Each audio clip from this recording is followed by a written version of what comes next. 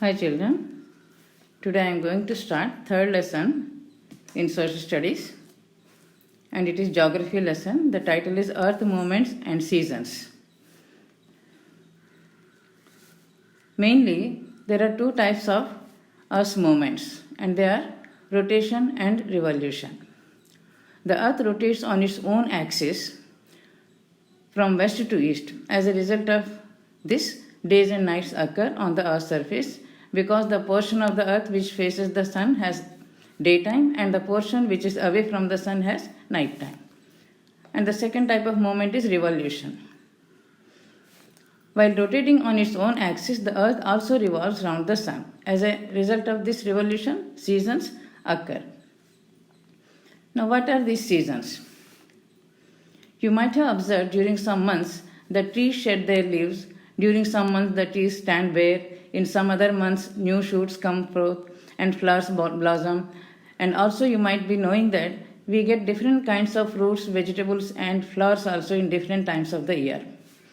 Like mangoes, custard apple or jasmine flowers, like that during some part of the year only we get this. Some months of the year are very hot and some months are very cold and some other months are rainy. Why there are so many changes? It is because of seasons. Now in this lesson we are going to learn about how these change in seasons or seasons occur. Differences between countries in northern hemisphere and southern hemisphere. Snowfall is common in the northern countries during winter. It snows heavily in the countries during winter located in northern hemisphere. And in summer it is not so cold but it is much cooler than our states. And in these countries, days are much longer in summer, so much longer that we can see the sun even at midnight. Many of you might be knowing Norway, which is the northernmost country in Europe, is called as the land of the midnight sun. And Japan, the easternmost country, as land of the rising sun. On the other hand, in the countries in the southern hemisphere, the cycle of seasons is different. When it is summer in countries in northern hemisphere, it is winter in countries in southern hemisphere. And when it is winter in countries in northern hemisphere, it is summer in countries in southern hemisphere. Now in your textbook, page number 34, find out the names of the countries which are south of equator and write down in the textbook in the given space. There are 4 questions given in text. Answer all of them there itself in the textbook. For example, first question is find out the continents which are entirely in the northern hemisphere. And the answer is Europe and North America. Like that, please answer all the other questions also in the textbook itself. And the next topic is the factors that cause these seasons. There are 4 factors which cause these seasons. The first one is the spherical shape of the earth and the curvature of its surface. And the second one, daily rotation of the earth on its own axis. Third one, the tilt of the axis of rotation compared to the plane on which the earth moves. That means the tilt of the axis of rotation to the orbital plane.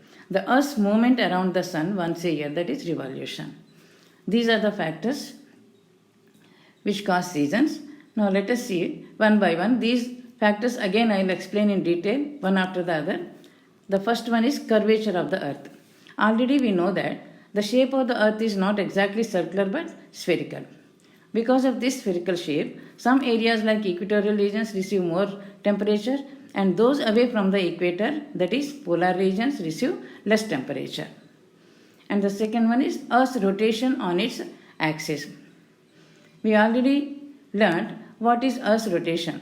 The earth rotates on its own axis and the earth actually rotates around an imaginary line which joins the North Pole and the South Pole. And it is called the axis of the earth's rotation. And time taken by the earth to complete one rotation is 24 hours. You know that the earth rotates from west to east and this is the reason why the sun, the moon and the stars appear to rise in the east. We say the sun rises in the east. That is the reason. And remember, it is an illusion only created by the eastward spin of the earth. Illusion means just Brahma, it's not a fact. As a result of this, Earth's rotation days and nights are caused.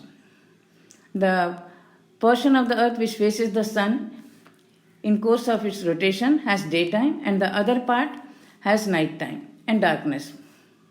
Circle of illumination. Now, let us see what is the circle of illumination. The sun illuminates one half of the earth at any given moment. The edge of the sun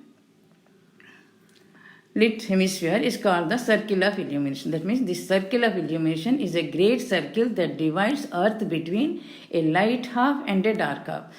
Half of the earth receives light, half of the earth's surface is in darkness, and this circle of illumination divides this light half and the dark half, and that is called a circle of illumination.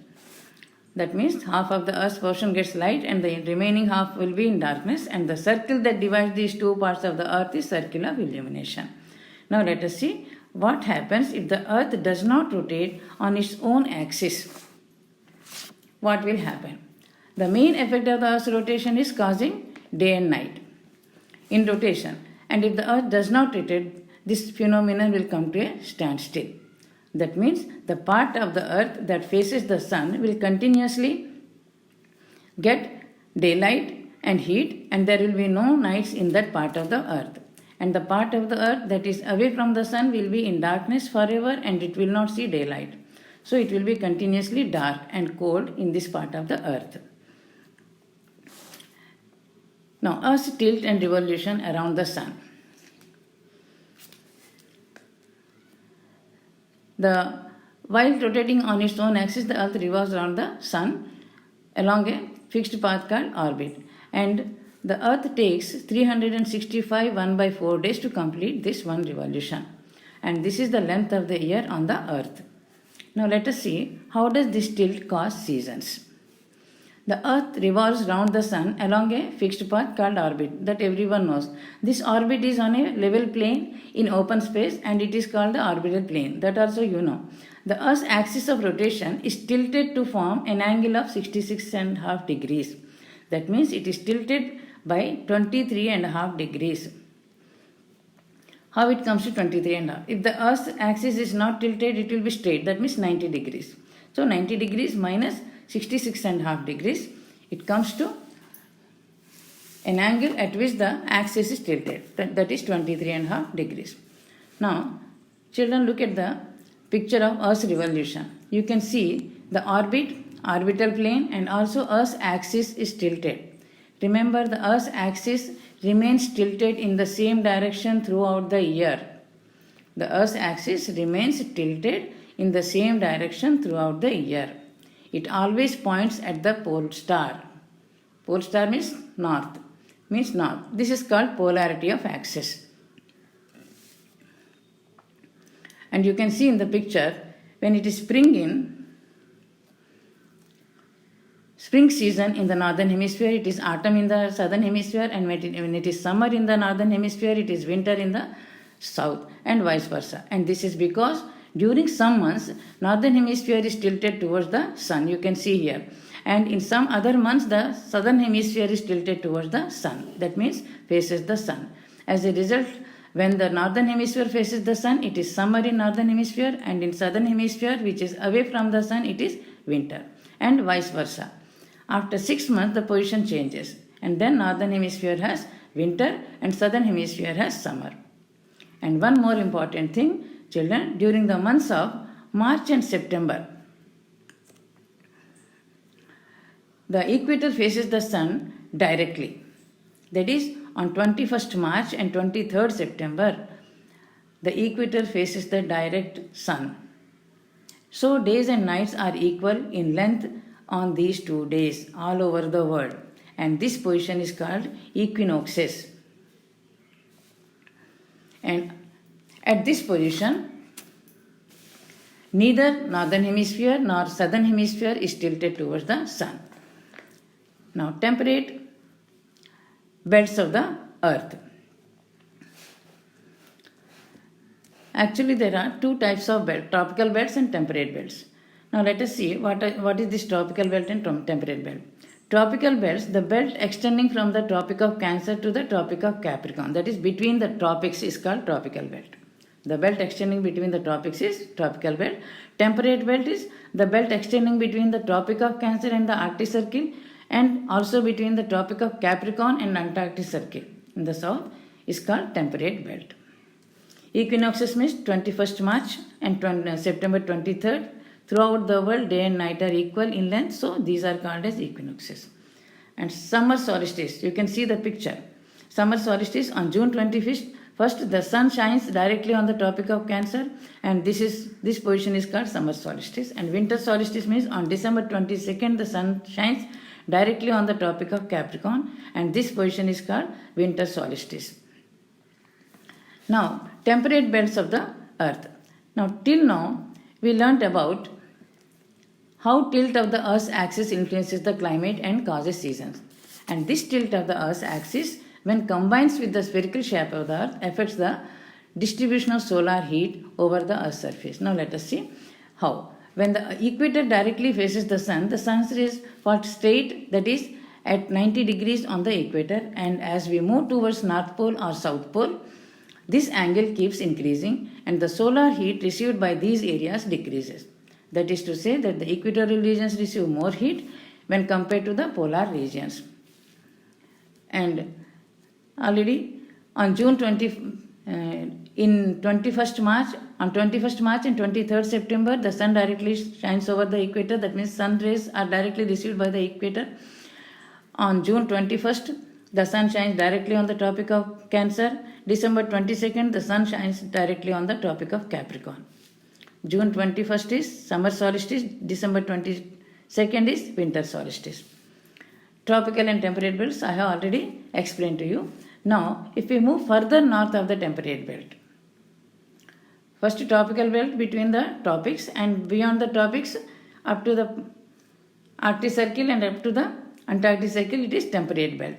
Beyond these temperate belts, if we move, we reach polar regions. And in this region, the climatic conditions as well as the seasons are peculiar. For 6 months, polar regions face the sun continuously for all the 24 hours. And for another 6 months, no sun at all. Even then, it is not totally dark in this region. And that is because of twilight and also the red and green curtains of light. You can see in the picture. In your textbook also this figure is there, figure 3.5. The red and green curtains of light are produced in the sky during this period. And with the help of this twilight and with the help of these red and green lights, people carry out their daily work without any hindrance. In northern hemisphere, these red and green curtains of light are called as Aurora Borealis, and in southern hemisphere they are known as Aurora Australis. And with the help of these lights, people in these regions carry out their daily work. In polar regions, for 6 months it is freezing cold, so cold that the Arctic Ocean gets frozen and even the soils become frozen like a hard rock. And we are going to discuss about these polar regions anyway in the chapters, in the coming chapters. So this is the end of the lesson. Now I am giving you some homework. Read full lesson, underlining the important points with pencil. Complete MCQs and blanks in the material. Learn all the keywords in the material and learn all the 1 mark and 2 mark questions from the material and write without seeing.